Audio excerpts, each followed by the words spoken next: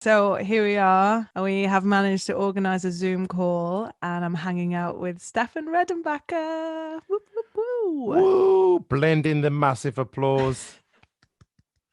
So we are catching up this evening and having a little look back on our time together. And it's actually been 4 years that we've known Yeah. each other Yeah. and worked together. I don't know where the time's gone, seriously. But yeah, 2016 was crazy. I was living in Cardiff. I wanted to make a big change and go to London, the big smoke. I got introduced to you, which was amazing. Life changed. Do you remember our initial conversation when we got introduced to each other? Not exactly sure. It What I do was remember, though, is that we were introduced by the then incognito vocalist Katie Hector, or Leon. Katie Leon, and she introduced us, and she actually introduced me to two people. And one of the two was you, and you said, "Oh, you're gonna like this one. She's really bubbly and excited and full of energy, and she really wants this." And I go, "Well, that sounds fun." That's what I remember. I don't remember our first conversation, but I do remember like the massive thumbs up, and kind of I like this sort of the thumbs up towards, like, here's somebody new in town with high energy levels. That was Yay! right up my street. So tell me, what was our first conversation, if you recall it? I remember, yeah, it was an initial email conversation asking about me coming and joining you at the 606 Club. It was like late summer in 2016. And I remember thinking, wow, like this is an amazing opportunity. I absolutely loved working with you all. And it was definitely a big jump in the deep end of working with such amazing musicians and working in the jazz funk vibe with you guys Mm, and being yeah. at the 606 Club as well. I looked up the set list. I'm pretty like I'm pretty anal about my set list. So I looked at the set list, and I think it was either the 26th or 29th of July 2016, which was a Friday. That was our first gig together. And when I went through the folders just now, I was like poking around at 2018, and I go, no, no, no, no, no, not 2018, then 2017. Oh no, 2016, all the way back. And I wouldn't have thought that at all. More than 4 years ago, which is just wow, that's astonishing. Well, lots of stuff has happened for you, that's for sure, in 4 years.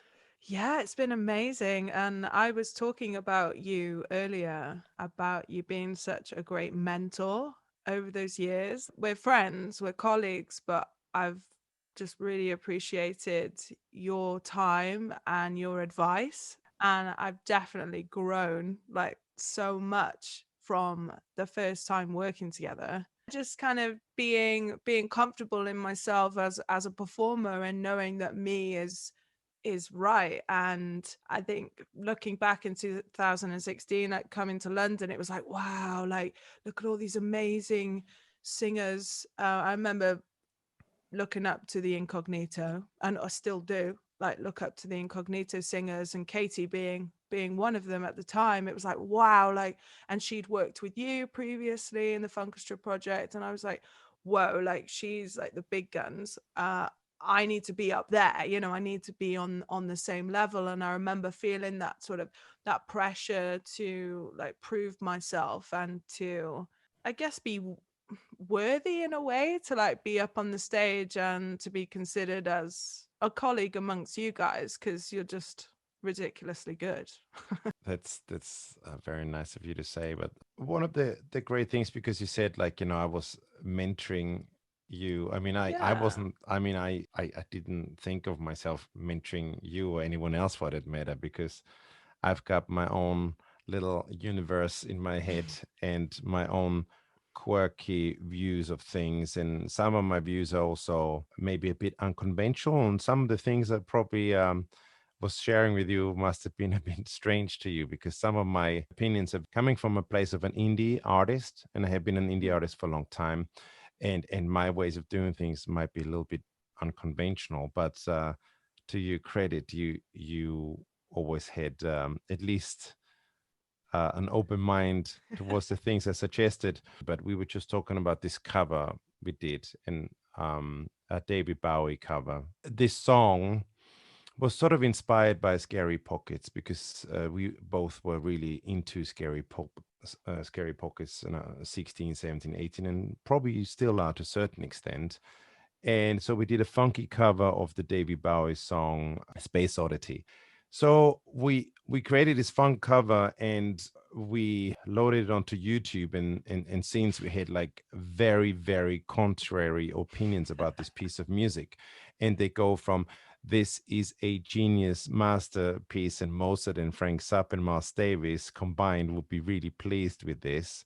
And we had other comments that were, this is the worst thing in the universe, and you have ruined music and deleted the internet along with it.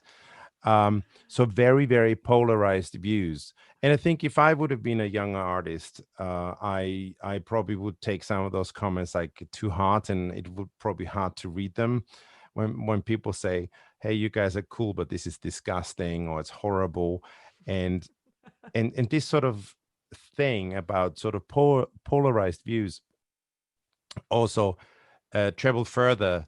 Like when we were playing gigs and people came up and said, "Hey, this was fantastic. You know, I love this. My favorite song." And some people became like, "This was a fantastic show, but that David Bowie song, you completely ruined that." And that's possibly hard to take. For me, though, it's a success in itself because I think the biggest thing we're fighting is indie artists is indifference. There's a massive digital noise out there, as we all know, like this digital sea of noise, and we throwing our little microbes in there.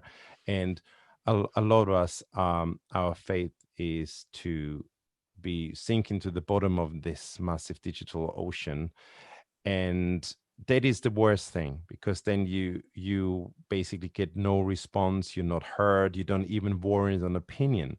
But when you're putting a piece of music out and people really get like passionate music lovers, they come out and go, "My God, I got married to this song and I know it inside out and I've listened to it 500,000 times on my vinyl until it broke. How could you do this to it's sacrilegious? You know, you should be burned at the stake." And other people going, "You guys are freaking geniuses." And what Helena is doing, oh my God, I've never heard anything better than that. To me, as weird as it sounds, it's total success I because love it. we have ignited emotion, enough emotion that somebody actually has gone out of the way to comment. Mm. And we all know when we're putting up YouTube videos, Facebook posts, Instagram posts, and all those social media things, we all want a response. And often we're frustrated when we're spending 3 months in the editing suite of something. And then, you get three people liking it, two of them being your parents and one your boyfriend or girlfriend or wife. And then it's kind of disheartening. But when people Yeah. come in and go, "Whoa, you guys, you can't do it," you go, "Yes, we've won." This is one of those maybe stranger views I have and always had or had for a while, and kind of coming back to this sort of mentoring, which I didn't mean to really do. But you kind of came on board and you kind of initially were kind of, "What? That's like, that's wrong." How can you say that we should alienate people and go like, "No, no, our music is not for you. No, stay out of our bubble." This is not for you. This is for these people. Mm. And it's just a very hard thing to do because when you're young artists, of course you want everybody to embrace what it is you're doing. Just find the crowd that digs what you do. Don't worry about the other people. It's not personal.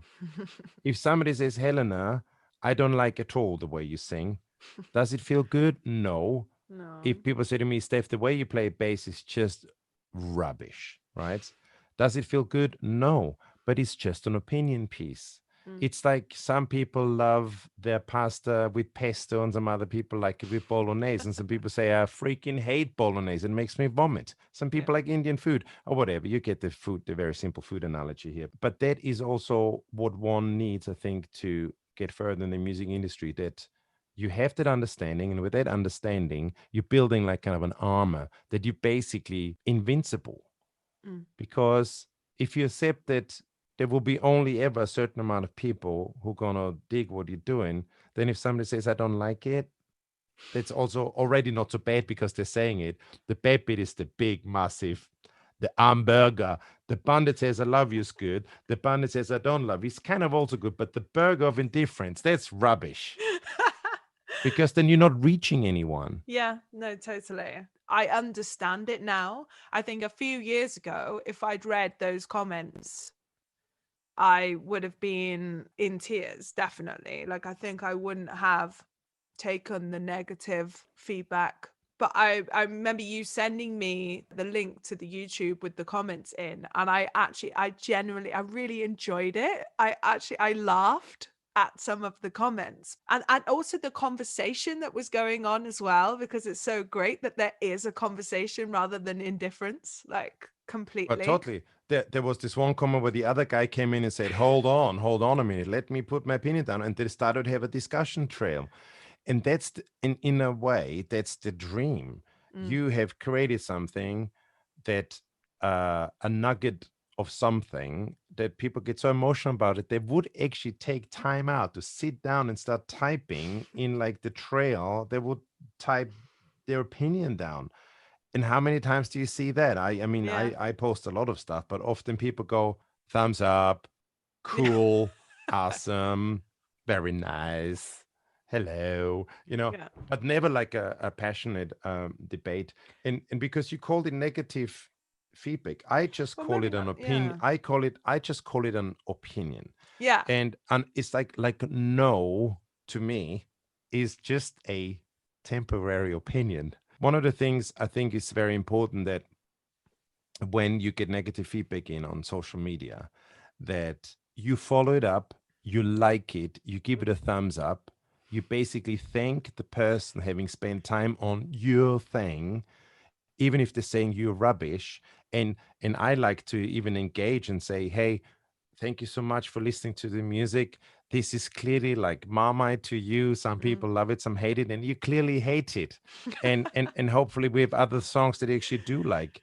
Um, and if there's nothing you like, then we are probably not the right band for you. But it's not said with sort of like being sort of childlike and going, you don't like us. It more like, Yeah. hey, this is just not for you. But it is hard. It is hard at first, but once you embrace it, it's easy because nobody can really then hurt you in a big way because Mm. that's one of those things that your music is not you.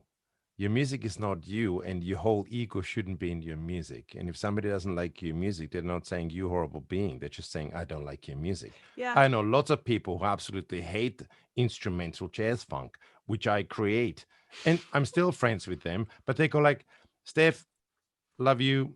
It's great, but your music, the instrumental music, are horrible. Can't listen to it. And it's like totally cool. Yeah.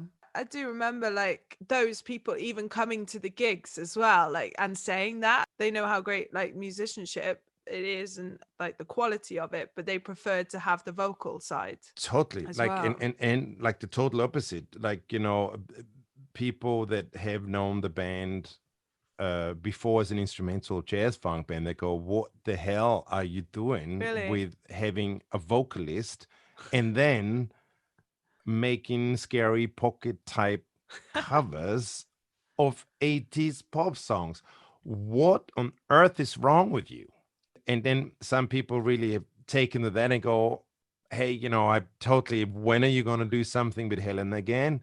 Oh, And others go like, well, we're really looking forward to another instrumental album. Doesn't matter who's going to sing on it. You could get like whoever, blank, fill in Theo Katzman to sing it, and we still wouldn't want it because we want wow. instrumental jazz funk. It's a Yeah. statement. It's a lifestyle thing. Some people have an acquired taste and they don't want any singing. We don't want lyrics. We don't want any singing. We don't want singers. Nothing personal, but no. And some Hmm. other people go, hey, if there's no singing, where's the music? It's all okay. I mean, and the longer I make music, the more it is liberating. But Mm. it's hard, of course, because, you know, by default, artists have a fragile ego, supposedly somewhere in there. Mm. But the music industry helps you to get massive calluses on your shoulder pads. So, eventually, you get over that. I've learned working with you is knowing what you're doing, and if you love it enough, then that's worthy enough. You know you've done a great performance. You know that you've created the music that you absolutely love, and if people love it with you, then that's the bonus.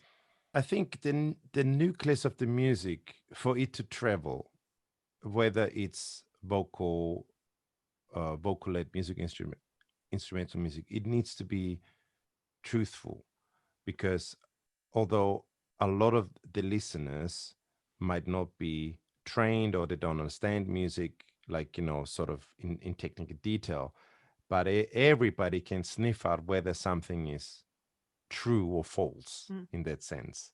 mm. And the truer it is, the easier it will travel. Being musically free and just letting it and going with your instincts and living with it, definitely. Yeah, I mean, there is a downside to it. It is not safe. It is not safe for the reason that you might make music that only appeals to three people in the world, Mhm.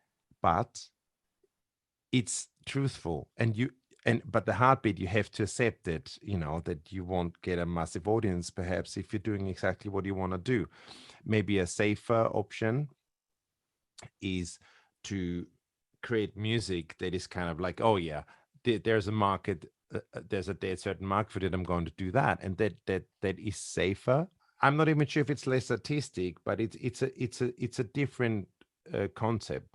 But I think a true artist, you gotta be true to yourself and accept the consequences of your doing. So we made an album together. This is Part of Me, Helena May with the Redtenbacher's Funkestra. Part of Me. When I look at this album and listen back to it, I'm just brought back to all the amazing memories of us at your house, in your studio, working on the arrangements, at the funk shed, at Mike's place, rehearsing the stuff, trying it out live as well, because we did create our reimaginations before we recorded in the studio at Masterlink. And I just got so those fond memories. Are just in love with all of it. When we worked together, you allowed me a lot of creative control and like ideas towards what we were going to do, like reimagination wise. That's the reason why like some of the tracks are on the album. The basic premises, probably in the first lesson of that journey, was to say, do not pick a tune that you're in love with, because you will Uh, be never ever able to reimagine it. So when you came with your choices, that was totally right up my street, because all the songs you picked, they weren't like on my radar for rearranging, and I wasn't particularly in love with them neither. So it was very, very easy to actually have, that sounds strange, but to have like a kind of a total disrespect towards the original and go, hey, you like the song, you like the tune, great, let's completely mesh it up. mm, So for me, that was your tunes and your suggestions was for me carte blanche. The way we wrote the tunes, remember a lot of the times I actually played guitar when we did that, yeah. and what one of the nice things about the process was that we didn't kind of never really went down a rabbit hole where we really was like, oh, try this, no, maybe that, no, that. Mm, It was all very spontaneous, and I think every time you came over and you left, more or less, we had a new arrangement, yeah. because it kind of like we just let it pop out. I think it was actually one of the fastest recordings that, sort of from a Funkestra point of view, we did, because Really? we started doing that, and then I think 1 year after we started sort of writing and performing them live, we actually had the album that you just held up, and that it was very, very quick. Mm, And when I'm listening back to it now, it's like with all the records I'm on, or Funkestra records, or this particular with you, which is a total departure of what the Funkestra have done before. It is such a nice memory. It's a little bit, well, Christmas is upon us, and when you get together, and I'm not sure if they still exist, but old photo albums, when you open a photo album and you go, man, look at me, my pony, or look at me with my mullet in 1982. That's me, not you, obviously. No, I never had a mullet. It's very vivid to go there, and when one of those tunes pops on every now and then on the playlist or whatever, it's really, it takes me to the time, and that's also, apart from the specifics of our collaboration on that album, it also reminds me why music is so great, because all those records, and you will have the same experience as you go on, you're also embedding the zeitgeist, but you're embedding not only the zeitgeist around you, you're embedding also where you've been in your universe and your journey. So the Mm. album you've been working on in Austria last year and this year, when you're going to release that, it's going to be a fabulous journey, your first Yes. album. And a few years down the line, you'll listen back to it, and it will take you right back. It's almost like a time machine, a very personal time machine, a capsule to get you back. And you remember all the players, all the songs, how it came about, all the equipment, and all these things. And for me, albums, collection of songs are events. And the part of me record is like, when I see it, it's a fantastic, fun event. I associate that, of course, with you because it's a collaboration, but also with a lot of fun, because it was very sort of a kind of frivolous in a positive and safe way, kind of like having fun and being silly. There was always this sort of giggly humor in it, and I really enjoyed it. And I think, I at the moment I'm more interested in creating from scratch. The pragmatic mercenary in me is also because it's a lot easier when it comes to the rights issue. Oh it's yeah, no, always it's definitely. always a big faff, to kind of like get the license. And I know digital distributors like DistroKid that take it upon themselves, to sort out the license and stuff. But ultimately, it is never really entirely new work. And Mm. so, like, I'm more interested in original music at the moment. Hats off to Scary Pockets because they keep on going and they keep on churning out those Yeah, it's covers. so good. Like after the album together with the venture of the Masterlink sessions, doing it live and recording it and having it as a YouTube series. Has it been like 2 years now? Yeah, we did the first.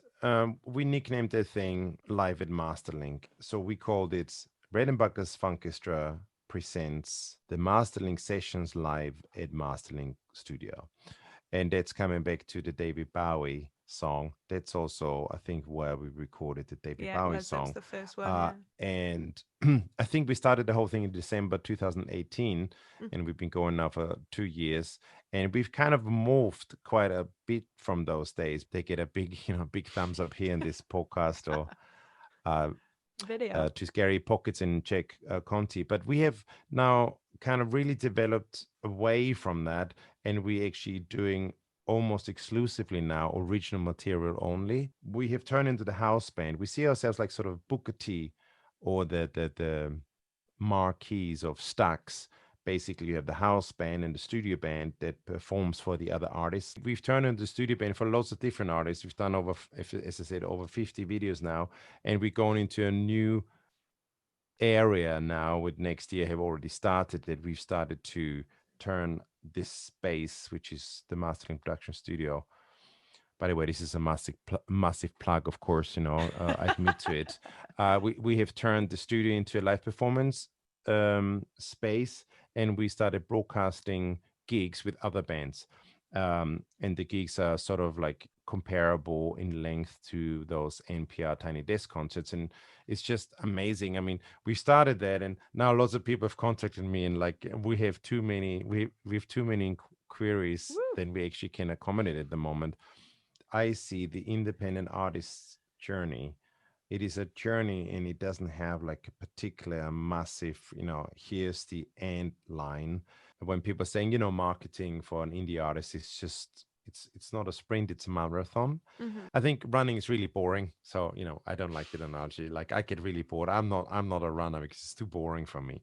So I have another sort of thoughts, different thoughts. My thoughts are the being an indie artist. I'm not working towards being picked up by an entity along the way. If it happens, that's nice. But I consider what I'm doing, and this is like big cheesy words, but it's a lifestyle choice. What I do is, and the music I create, it's how I live my life. And sometimes it's super easy, sometimes it's harder, sometimes maybe a little bit harder, and there's massive like peaks there, and sometimes there are valleys, and I'm old enough to see like that pattern. But overall the whole it's getting, it's getting better overall. The whole thing kind of goes like that. Hmm. I don't rule out anything, but it's super unlikely for me that I ever get signed to Blue Note or any of those like famous labels Mm. that like this sort of dreamlike thing. Yeah, that would be super cool. But there's younger cats and more contemporary music, and that doesn't bother me because I can jump out of my own skin. I do what I do, and this is what I want to do in my life. I want to create, and I want to create music, and I want to create bass lines. I want to create artwork and videos. And if I can do that in my life, that's freaking awesome. And I have been lucky that I've been able to do it with lovely people like yourself and many others. Hey. And this is maybe something that I've also learned because I've run the Funkestra as a pretty tight ship for many, many years, kind of very protective around my own ideas and how I run the band and everything. Very sort of, I guess in business is called micromanaging. And I think you helped me towards my development. So maybe I could say now you've mentored me, unbeknownst to you, Say that I've what? been working with so many vocalists now, so many different ones, and I'm producing or co-producing a record, and everybody's very different. But I realized you gain further reach with that, and that has such a nice effect because you so many more people coming through and Mm. in on board, and it's just a richer thing. So this, if musicians would be ants, I would call it a hive. So I feel like the hive I'm belonging to has become a lot bigger than before, where it was very sort of Mm. closed off, like a small unit, maybe just living on a tiny rock somewhere, and being trapped. We did the track Dance together at the beginning of this year, and that was an amazing start to getting out there. This was this year. It was March.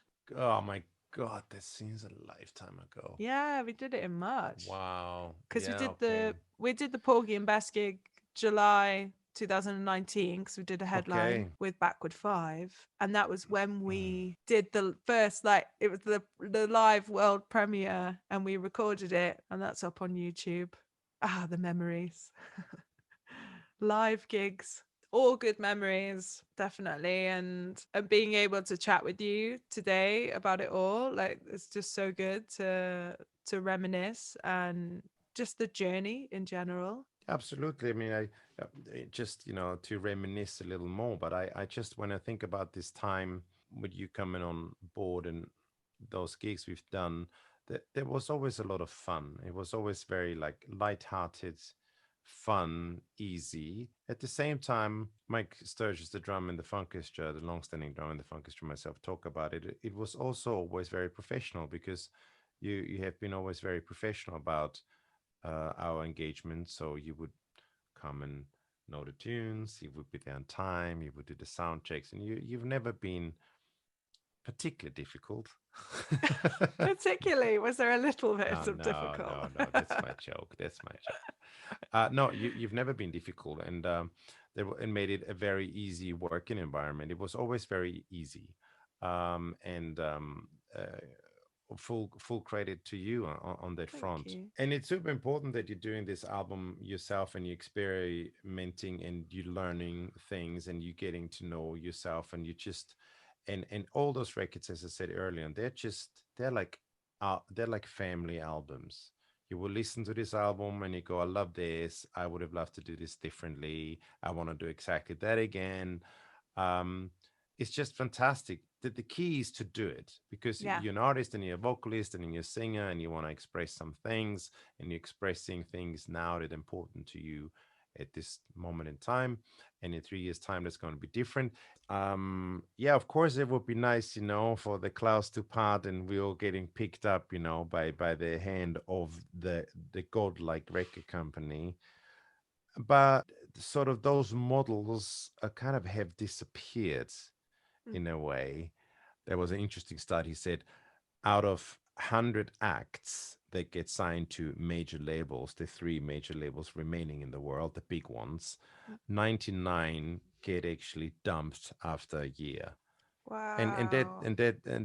Because people work so hard to get, oh, I want to get signed and see it as this pivotal point, a career changer, but the reality, it absolutely isn't. This whole thing of going towards that point, I think that that model is just, I don't think, at least for what I do, it's not relevant anymore.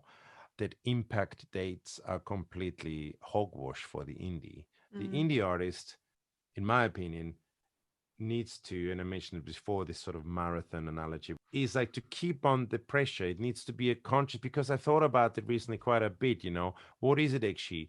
What do you want to do? You want to stay in the conscience of the people that like your music, and you got to give them, you just got to stay there, kind of more like that, rather than shwang. And with the big shwang, what's happening? It normally is very heavy, a lot of energy, and also the heavy energy object is sinking very quickly to the bottom of the oceans. And I've looked at a lot of like data, my own data analytics and all that, very nerdy stuff. And you see impact dates, you see this massive spike, a massive velocity. Everybody goes, hooray, hooray. Your mom, your Mm-hmm. grandma, and the Mm. rest, all the people, and your cat, meow, like it. And then you're dropping, it's gone. But what you really want is maybe like kind of slightly not so ambitious, but you want that. And when you have Gradual. that, then you give yourself the chance to maybe go slightly up, but also maybe it doesn't necessarily need to do this, because Oh, I think there's many artists who have managed to get to a level. This is the level. They can never exceed it, but that level allows them to keep on doing what they're doing. And there's many, many bands that you and I have never heard of that do exactly that. We don't yeah. know who they are. They live in their own world. They probably fill the Albert Hall. We've never heard of them. And they fill the Albert Hall once a year or so. Not right now, obviously, but and they keep on going. So when will it be ever enough? And wouldn't it be just enough to make your music exactly the way and when you want to make it, and be able to make a living from it without having to do anything else? Isn't that enough? Yeah.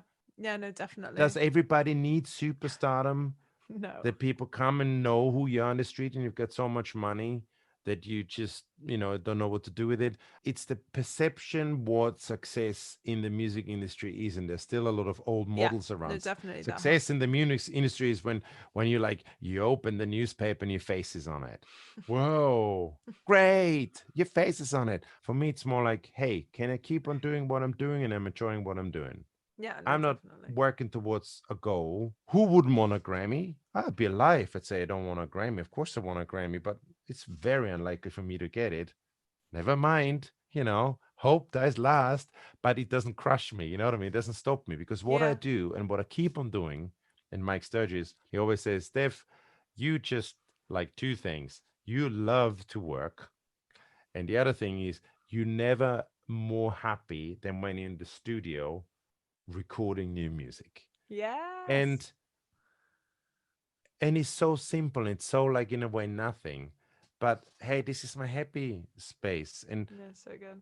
and it's very hard to be in a happy space, to have this sort of happy place, Mm. because there's always like, oh, I should be that, I should do this, I should do that, the other, and all the confusing thoughts. Yeah.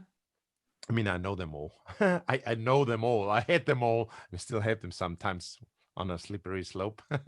But generally, I'm just happy what I'm doing. And funnily enough, the more you're comfortable with yourself, the more you become attractive. I'm not saying I'm attractive, uh, or I'm an attractive person. Not like is a you know what I mean. Yeah. But um, but when you get this sort of strength that you go, hey, this is me, and you can let other people live, let me live. I do what I do. Let's just do X, do something, and see what happens. Yeah, And that is beautiful, because definitely. most people are afraid of that. So if you're not sure if you should have a band or not, just try to be in a band and Yeah, watch what happens, see what happens. Maybe it's definitely. cool, maybe it's not. But I mean, like our thing, when we worked together 2016, Katie said, hey, this singer's cool, work with her, she's an energy bundle, great. So, and I go, well, let's see what happens. We played a gig, And what happened was it felt good. Great, let's do more. And that's what happened, And then we went out to Austria to work with Backwood Five, see what happens. And what happened next thing, you're hooking up with Austrian musicians and do gigs over there, and you're recording your album. There's a recording studio, and there's some other support around you. So you gave yourself the chance to see what can happen, and lots of stuff has happened. Uh, but it takes obviously confidence too, to go Yeah. like, well, let's see what happens, because not everybody's like, they go like, hold on, this is a bit, whoa, you know what I mean? Yeah. What if it's not happening? You try something that's not happening. It's scary, so people don't dare it. But I think, if you have that mindset, see what happens. Anything, Yeah. just you can ask, just before, see what happens. Definitely. Just that whole thing being brave, and a new thing I learned about is being detached from the outcome, trying not to visualize what's going to happen, but just let it happen as it is. Because if you visualize too much and think that this is going to happen this way and it doesn't, then you're disappointed. But if you just detach yourself from it and just allow it to be and be brave, jump in the deep end, yeah, you don't know Yeah, and that's what coming might back to happen. my point when I said it, like, like hoping for certain outcomes in your thinking and giving yourself the chance to for it to go belly up, Yeah, and there will be lots of belly ups. It's part of the journey. I mean, I'm not kind of like, hey, it's all like cool and it's all like lovely. I mean, there will be lots of disappointments along the way, but it's like, it's not. It's not, the question is not, will there be disappointments along the way? Being an indie artist on your journey, there are disappointments are certain, hmm, but the big difference is how you're going to deal with them. yeah, That's like also like, the winner mentality, it's like the winning is not the easy bit. It's like, the losing, that's the hard yeah. bit. And when you lose, well, you might just become like a great winner. I want to draw a bubble over your head that says, oh my god, why have I unleashed this demon Steph, because he will not stop talking. I did Oh, say, they'll teach you. I'll I, teach you. I did say this week, like there's going to be plenty of talking on this video. So By the way, do you recognize the t-shirts? n- no, Oh, shame on you, Helena May. I don't know This, it. this, my love, I bought after the legendary. I know now. Please, Snarky Puffy it, at the Royal Albert Hall. and we were there with whom?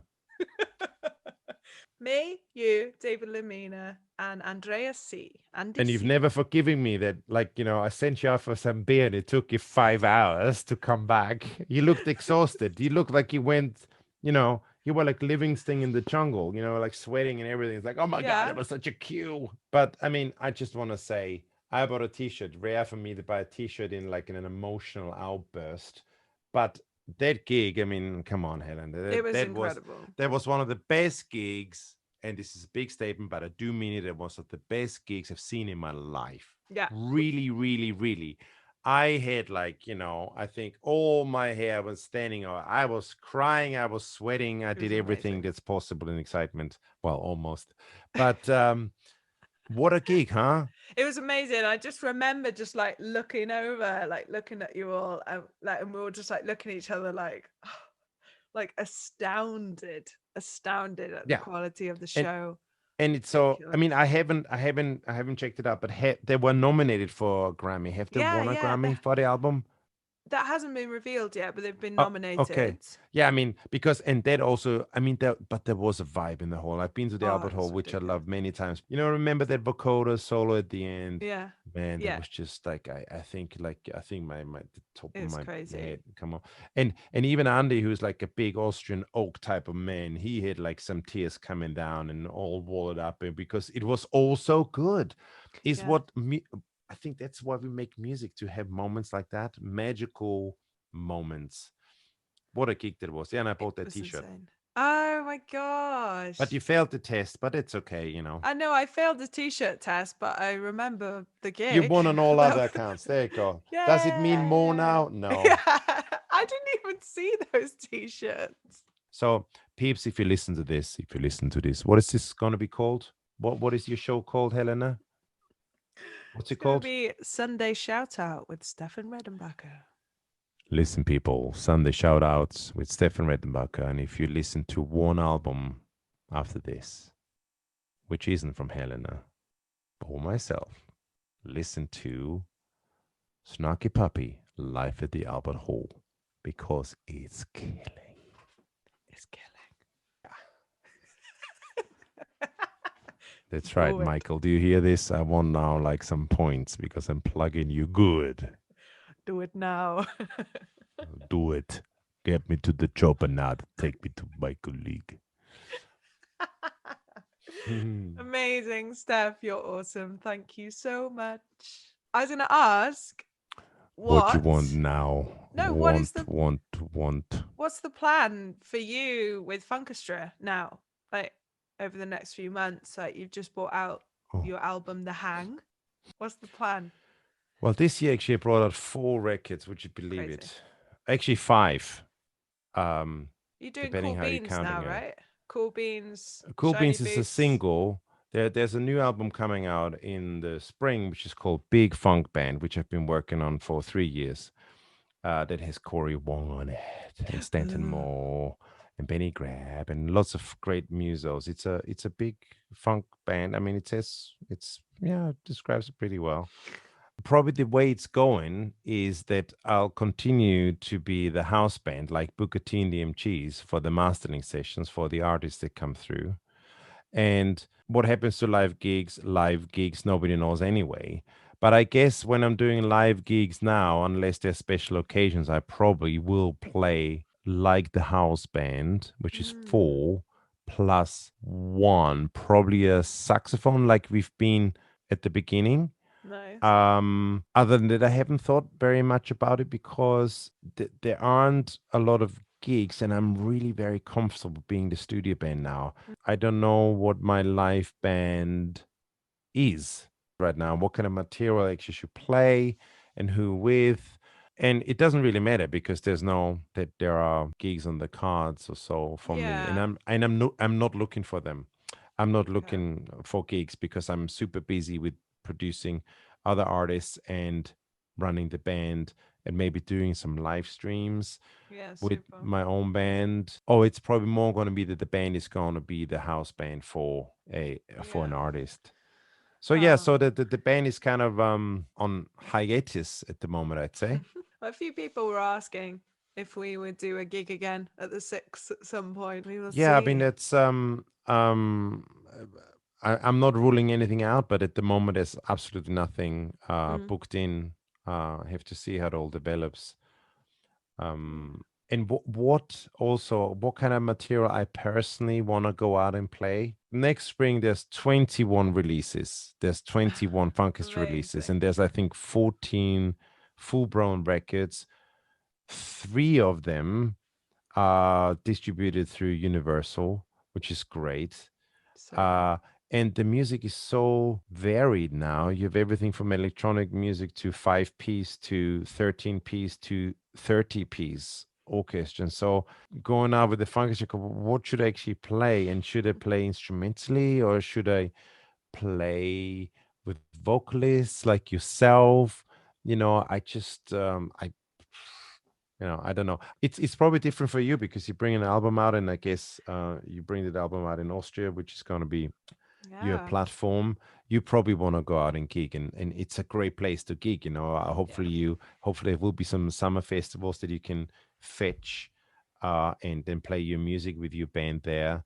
Well, They're a great it's band. gonna be fun. Fingers crossed for you that they're opening up venues. Cheers. So no more questions. No, no more questions. That's all good. We got plenty. We're just blabbing on now. Hey, But it I'm was never blabbering amazing. on. Blab blab blab. Every word is like kind of a nugget worth keeping. Nugget of knowledge. That's right. All right, sweet cheeks. Amazing. Cheers.